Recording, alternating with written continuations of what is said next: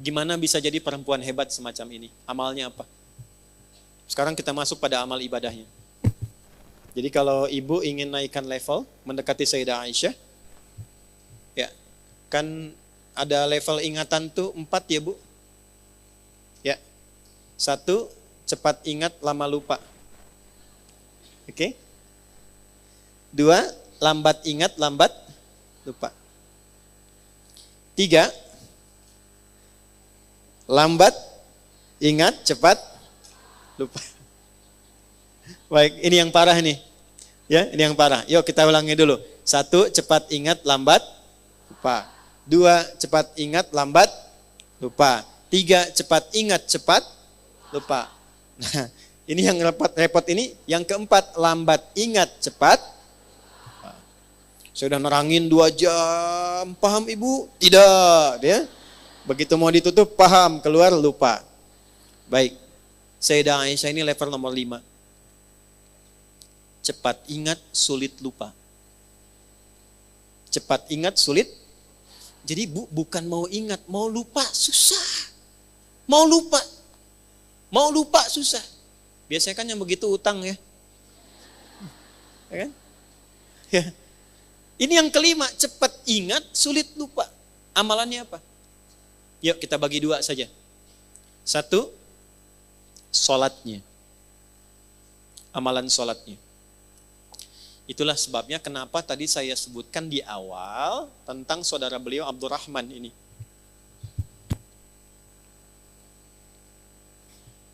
Sepeninggal Nabi SAW, Sayyidah Aisyah itu masih konsisten mengerjakan semua arahan Nabi. Saya ulang. Sayyidah Aisyah radhiyallahu taala anha, sepeninggal Nabi SAW, suami beliau tercinta, itu masih konsisten mengerjakan semua arahan Nabi, termasuk dalam ibadah ritualnya. Saya gambarkan ya Bu ya. Duhanya dalam satu hadis. Jadi saya nggak bicara tentang tahajudnya karena levelnya terlampau tinggi, duhanya dulu aja. Artinya Sayyidah Aisyah bukan hanya menjaga sholat fardu, tapi sholat sunnah. Jadi kalau level ibu ingin naik, kecerdasannya meningkat, anak juga ingin meningkat, maka tingkatkan sholatnya. Saya ulang ya, tingkatkan apa? Sholatnya. Nah, meningkatkan sifat ibadah ritual itu salah satu bagian dari amalan takwa namanya. Amalan apa? Takwa. Ini saya urutkan supaya mudah dipahami.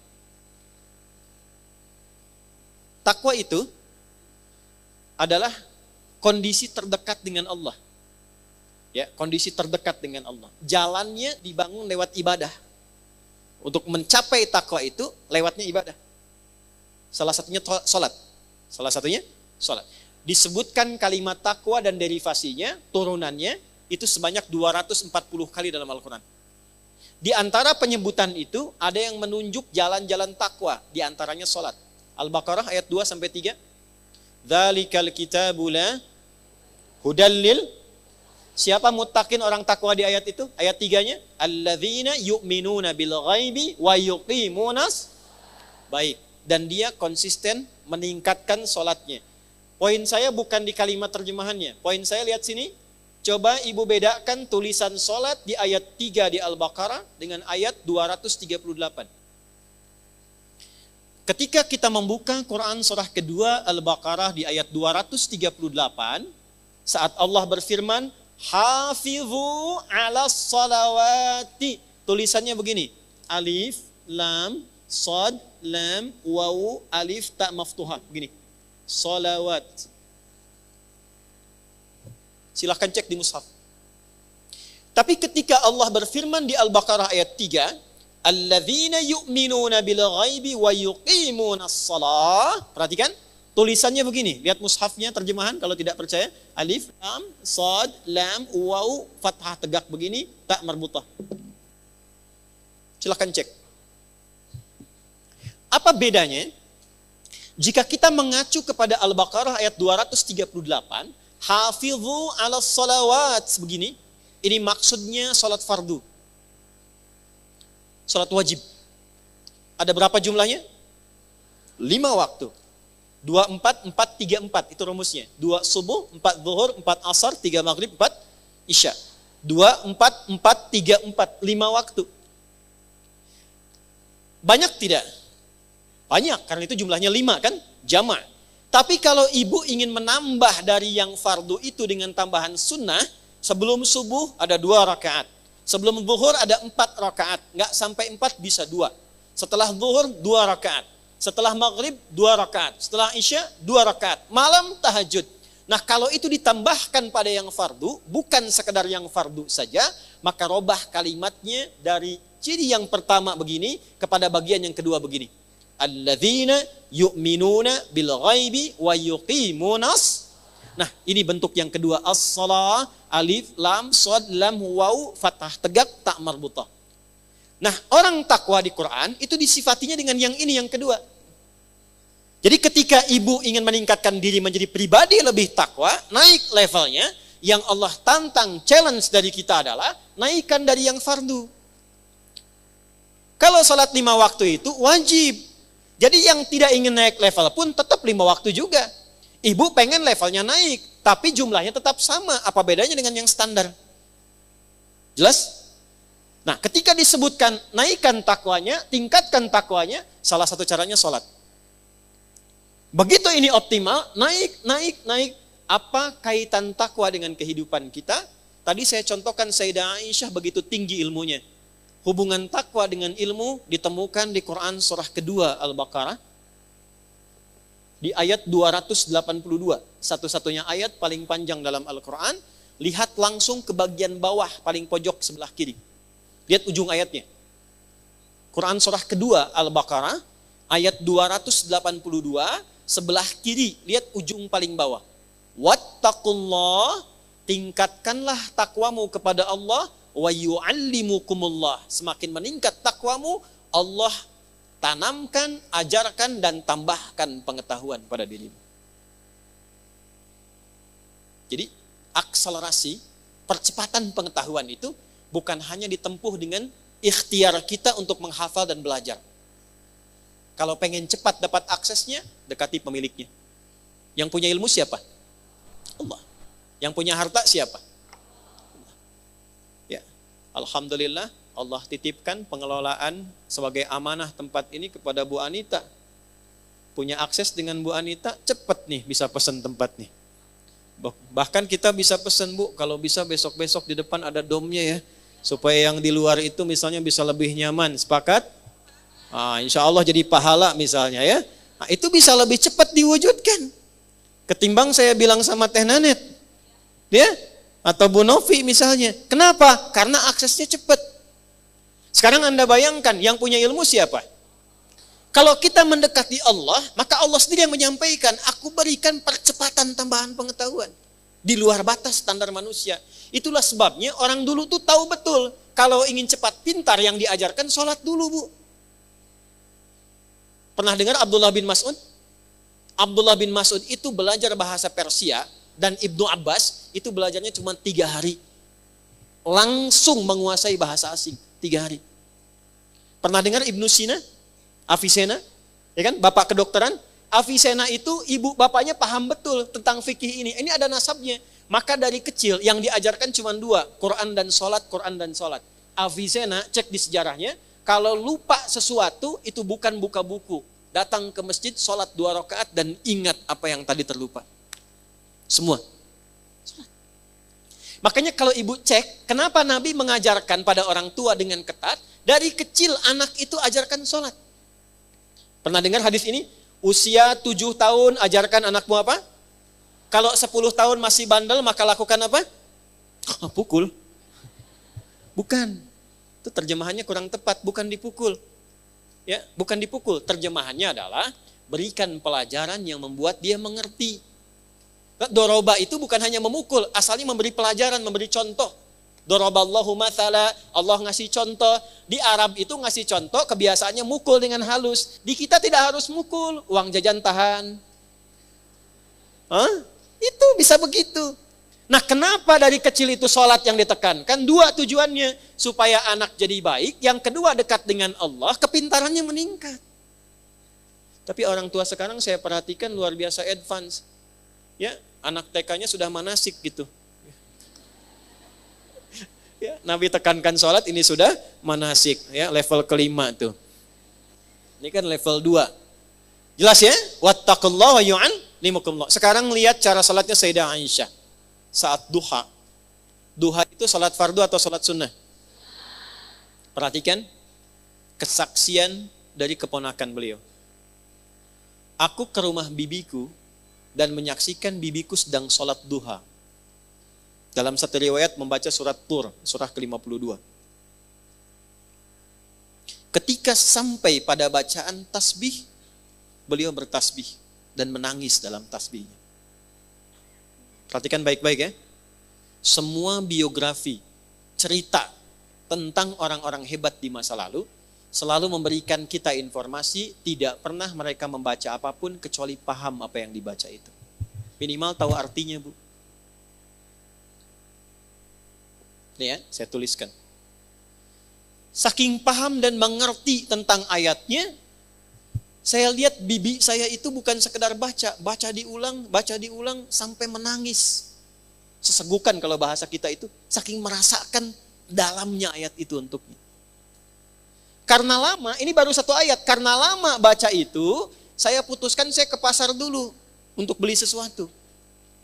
Begitu saya kembali, saya lihat bibi saya masih baca ayat itu dan masih nangis seperti tadi.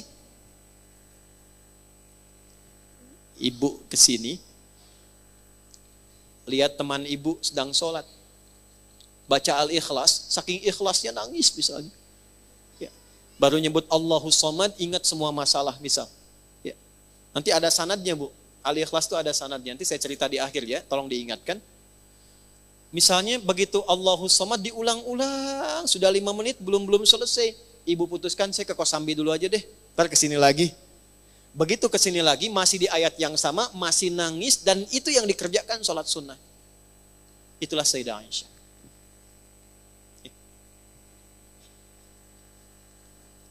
Nah, jadi kalau sekarang kita berpikir ingin menaikkan level dan meneladani ini, cara pertamanya adalah, 1, jangan biarkan semua ibadah kita itu hampa makna.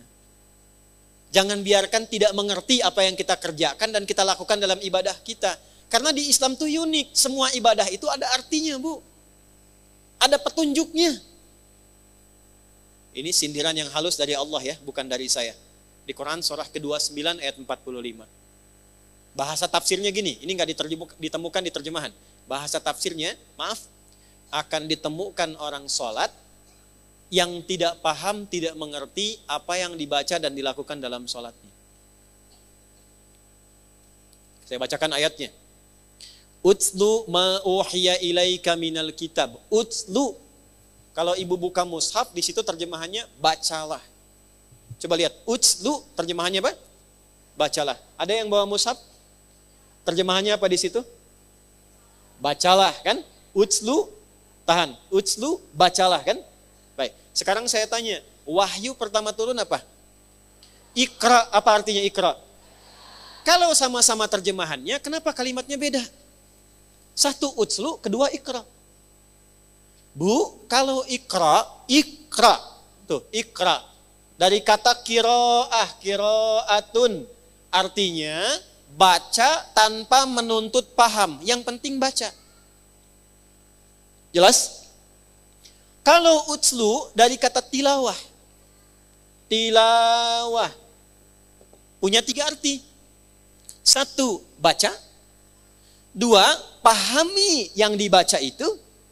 3, amalkan sesuai pemahaman dari bacaan tadi. Baca, pahami, amalkan, kerjakan. Itu tilawah. Baik, kenapa wahyu yang pertama bacaannya Iqra bukan utslu? Karena Nabi itu nggak pernah belajar baca, apalagi paham. Nggak pernah sekolah, nggak pernah baca, ummi sifatnya, ummi. Ya, seperti dilahirkan oleh ibu. Ummi itu maksudnya seperti yang baru dilahirkan oleh ibunya. Ada nggak anak yang baru lahir langsung bisa baca? Ya, begitu lahir, ini Budi, ini Ibu Budi. Nggak ada. Ya. Orang lahir itu nggak bisa baca, nggak paham pengetahuan. Nabi itu sifatnya ummi. Maksudnya, kayaumi wiladati ummihi. Seperti hari dilahirkan ibunya, nggak bisa baca, nggak pernah sekolah, nggak punya guru. Jadi bagaimana bisa paham? Baca saja nggak bisa. Maka turunlah kalimatnya Iqra bukan utslu. Iqra, Muhammad baca. Jawabnya apa? Ma'ana biqari, saya nggak bisa baca. Kalau ayatnya turun utslu, salah ayatnya. Karena memerintahkan paham. Baca aja nggak bisa, apalagi paham. Jelas? Tapi setelah ayat turun diajarkan sholat, dibimbing malaikat Jibril. Turun perintahnya, Muhammad jangan sekedar dengar bacaan Jibril. Belajar, pahami dari Jibril. Amalkan dari pemahaman itu. Baca Quran dengan artinya sampai paham, itu tilawah namanya. Makanya saat ada orang baca Quran, tapi tidak ada penerjemah, disebutnya qori kan? Qori, karena dia cuma qiraah. Tapi ketika di sampingnya ada yang menerjemahkan bacaan itu, siapa namanya? Sari tilawah. Karena yang pertama menerjemahkan tilawah itu Ibu Sari. Karena itu disebut Sari tilawah. Kalau yang menerjemahkan Adi, maka Adi tilawah. Ya. Jadi sebetulnya namanya tilawah saja, tidak ada sarinya. Ya, Sari itu bahasa kita karena yang pertama terjemah Ibu Sari. Sekarang lihat, balik ke Sayyidah Aisyah tadi. Sayyidah Aisyah, paham tidak beliau apa yang dibaca? Mengerti tidak? Kenapa? Karena paham ayatnya. Perhatikan, utslu ma uhya ilaika minal kitab. Muhammad, sebelum tunaikan sholat, baca dulu. Pahami dulu ketentuan dalam sholat. Pahami dulu yang mau engkau baca dalam sholat. Wa aqimis sholat, setelah paham, baru kerjakan sholat.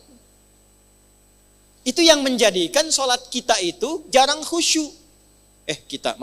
Itu yang menjadikan orang-orang yang sholat itu jarang khusyuk. Karena nggak ngerti yang dibaca.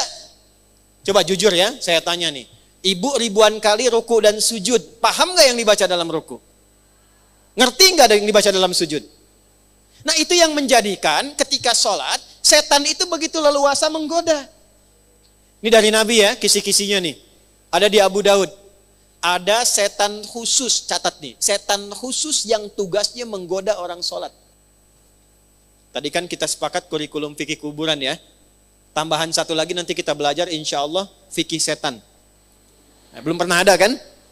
Malaikat ada 10, setan jenisnya ada 9 yang pokok. Perhatikan, kalau tidak tahu setannya, kita tidak tahu di mana jebakannya. Karena selama ini ternyata yang menjebak bukan hanya Batman, tapi setan. Okay? Nah ada setan khusus menggoda orang sholat. Tahu namanya siapa? Namanya Khanzab. Tugasnya dimulai kapan? Saat kita mulai bertakbir. Jadi gini kondisinya nih. Sebelum takbir, Nabi yang mengatakan nih, riwayatnya sebelum takbir itu kita bisa fokus, siap-siap. Tapi begitu tangan diangkat dan lisan mengucapkan Allahu Akbar, fayaqulu syaitanu, maka Nabi mengatakan setan mulai bertugas. Uzkur kada, uzkur kada. Dia akan menampilkan kepada kita semua apa yang bisa diingat. Hatta la yash'ural musalli kam raka'atan yusalli, sehingga orang salat itu enggak fokus salatnya, bahkan dia bisa mengingat apa yang tidak ingin dia ingat, dan ada orang salat bahkan yang lupa berapa rakaat sedang menunaikan salatnya. Pernah terjadi? Allahu Akbar. Tadi saya lupa ya, status belum diupdate ya yang di Instagram. Ya Allah, tadi nyimpan sendal di mana? Jemuran belum diangkat. Itu semua. Baru takbir. Apa yang mencegah kita supaya bisa mengatasi godaan tadi? Salah satunya, perhatikan, lisan berkata, pikiran menerjemahkan, hati meresapi. Saya ulangi, lisan berkata, iqrarum bil lisan, pikiran menerjemahkan, tarjamatul aqli, hati meresapi, tasdiqum bil qalbi. Idealnya begini Bu, Allahu Akbar, tangan diangkat, buang urusan dunia ke belakang. Dunia jangan dibawa-bawa. Lisan mengucapkan, kenapa dunia jangan dibawa, apapun statusnya. Punya kedudukan, punya harta, punya ilmu, sudah. Sekarang saat sholat kamu hamba, yang mungkin wafat dalam sholatmu itu. Buang semua dunia ke belakang. Katakan, hanya Allah yang paling agung. Perhatikan baik-baik. Kalimat ini, begitu diucapkan Allahu Akbar, terjemahkan di pikiran kita supaya setan tidak sibuk mengganggu pikiran kita. Ya Allah, Engkau yang maha agung. Lalu resapi dengan hati, katakan dalam hati, ya Allah, aku taubat selama ini bahkan sebelum sholat, mungkin merasa yang paling hebat, merasa yang paling agung, merasa yang paling besar, yang paling hebat dibandingkan dengan suami, yang paling agung dibandingkan dengan teman. yang paling perkasa dibandingkan dengan tetangga, aku taubat ya Allah. Itulah sebabnya ketika mengatakan Allahu Akbar, selanjutnya Allahumma ba'id baini wa baina khataayaya kama ba'adta bainal masyriqi wal. Perhatikan, ya Allah, aku mengakui dalam sholat pun ini, aku masih banyak dosanya. Masih banyak salahnya. Itu baru takbir. Lu digambarkanlah kemudian apa yang kita bawa itu dan berharap rahmat Allah. Karena panggilan sebelum sholat itu panggilannya begini. Wa annahum ilaihi raji'un. Hai orang yang sholat, Al-Baqarah ayat 46. Al-Baqarah ayat 46. Hai orang yang sholat, kalau pengen khusyuk, rasakan mungkin ini panggilan terakhir dalam sholatmu. Mungkin dalam sujudmu engkau wafat. Itu kata Allah. Makanya imam di Kalimantan yang imamin subuh kemarin sungguh beruntung tuh. Begitu sujud meninggal. Kan sebelum sholat dipanggil dulu kan? Ya. Ibu Siti, ada Siti di sini? Ada. Ibu Nia ada? Dah, ini pasti nggak ada. Ini pasti nggak ada. Ibu Sisuka pasti nggak ada. Oke? Ibu Sisuka dipanggil Allah, artinya apa? Hah? Meninggal. Kita 5 kali setiap hari dipanggil oleh Allah. 5 kali. Pasti meninggal tidak? Tahu waktunya kapan? Mungkin hari ini? Kalau sudah tahu mungkin meninggal hari ini, kenapa masih sibuk dengan dunia? Kenapa kita tidak kelola dunia itu untuk mendapatkan ridho Allah? Maka dibalik. Salatnya Bunda Aisyah, Sayyidah Aisyah radhiyallahu taala anha, tidak pernah mengucap sesuatu kecuali paham apa yang diucapkannya. Dan itu yang mengajarkan siapa? Bapaknya. Bu, Abu Bakar itu diminta oleh Nabi jadi imam, selalu menolak jawabannya. Jangan saya Nabi, jangan saya. Kenapa? Karena beliau itu kalau sudah takbir, itu langsung nangis. Nyambungnya itu lama. Bayangkan, sahabat Nabi, dekat dengan Nabi, kecil gaul dengan Nabi, dewasa jadi sahabat Nabi, mengeluarkan semua hartanya untuk Nabi, berjuang dengan Nabi, wafatnya dikubur di samping Nabi, anaknya jadi menantunya, ya, anaknya nikah dengan Nabi, Nabi menantunya di surga bersama Nabi, itu masih punya pribadi saat takbir, baru baca takbir, langsung gemetar tangannya nangis karena merasa masih ada dosa dalam dirinya. Ya Allah, saya masih banyak dosa. Ya Allah, makin banyak orang mengagungkan saya, padahal saya baru mengatakan engkau yang paling agung. Sementara orang menganggap saya hebat, mengagungkan saya, menganggap saya punya kuasa, menganggap saya punya harta, saya tobat ya Allah, saya masih banyak salahnya. Itu Abu Bakar. Dan diwariskan sifat itu pada putrinya. Diwariskan pada siapa? Putrinya. Maka cara yang pertama, tingkatkan takwa, belajar ini, coba mulai sekarang perbaiki sholatnya. Gak usah dipaksakan semua dulu, satu-satu. Satu-satu. Sekarang saya pengen belajar tentang takbir. Apa maksudnya, apa artinya, apa hikmahnya, praktekkan dalam hidup.